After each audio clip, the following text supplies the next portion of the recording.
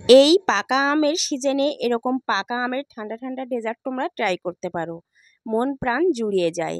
আসসালামু আলাইকুম everyone, welcome to Mampi's kitchen. এই আমের সিজনে বাড়িতে অতিথি আসলে একটা হলেও আমরা আম কিন্তু কেটে সার্ভ করি। তো সেটা যদি একটু অন্যভাবে দেওয়া যায় তাহলে কেমন হয়?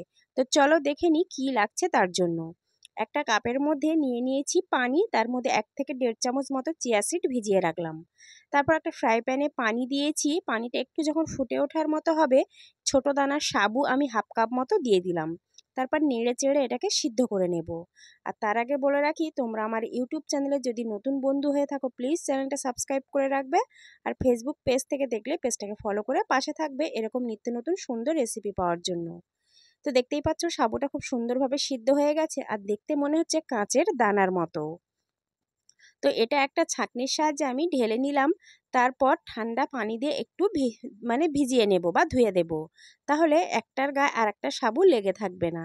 দেখতেই পাচ্ছ সাবুর কালারটা কিন্তু দেখে মন জুড়িয়ে যাচ্ছে, পুরো যেন মনে হলো কাঁচ। তো তারপর এটা একটা সাইডে রেখে আমি দুটো পাকা আম নিয়ে নিলাম।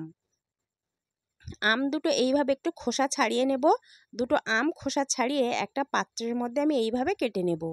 তোমরা ভিডিও দেখে নিশ্চয়ই বুঝতে পারছো আমি কিভাবে আমটা কেটে নিচ্ছি। আর আমের টুকরোগুলো কিন্তু খুব ছোট ছোট করার চেষ্টা করছি, এতে করে দেখতেও ভালো লাগবে আর মুখে পড়লে খেতে ভালো লাগবে। তো তোমরা এইভাবে কে কে এই আমের সিজনে ডেজার্ট তৈরি করে খেয়েছো অবশ্যই আমাকে কমেন্টে জানিও। তো তারপর আমের টুকরোগুলো কেটে নিয়েছি। এবার আগে থেকে সিদ্ধ করে রাখা সাবুগুলো আমি দিয়ে দিলাম। আগে থেকে ভিজিয়ে রাখা চিয়া সিডটাও দিয়ে দিলাম। এবার একত্রে একটু মিশিয়ে নিচ্ছি। তার মধ্যে দিয়ে দিলাম ওই 1 কাপ মতো লিকুইড দুধ। তো দুধটা দিয়েছি, এবার একটু ভালো করে নাড়াচাড়া করে নিচ্ছি। এর মধ্যে দিয়ে দেব স্বাদ মতো চিনি। চিনিটা তোমরা যে যার স্বাদ মতো দিয়ে দেবে। যেহেতু আম মিষ্টি, দুধও খুব একটা মিষ্টি কম নয়, মোটামুটি। তো সেই হিসাবে তোমরা চিনিটা দিয়ে দেবে। তো তারপর আরও একটু দুধ দিয়ে দিলাম। তো এবার নাড়াচাড়া করে কিন্তু ফ্রিজে রেখে দেব ওই আধা ঘন্টা মতো। আর দেখতেই পাচ্ছ কতটা কালারফুল বা লোভনীয় হয়েছে।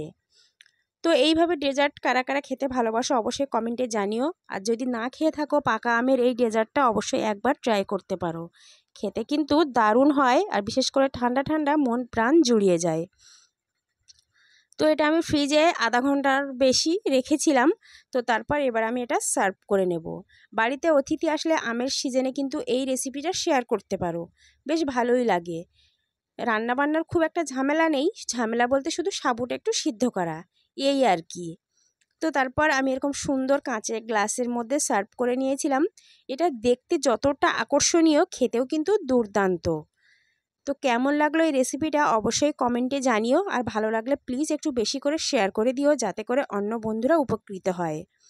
আর যদি বাড়িতে ট্রাই করো কমেন্টের মাধ্যমে জানিও আমাকে কেমন লাগলো আমার এই রেসিপিটা। তো উপর থেকে একটু দেখতে সুন্দরের জন্য আমি চিয়া সিড দিয়ে দিয়েছিলাম। তো অবশ্যই কিন্তু এই রেসিপিটা বানিয়ে খেতে হবে। আর যদি বাড়িতে বানাও তাহলে অবশ্যই আমাকে ছবি শেয়ার করতে পারো। তো আজকের এই পর্যন্ত, দেখা হবে আবারও হয়তো অন্য কোনো রান্নার ভিডিওতে।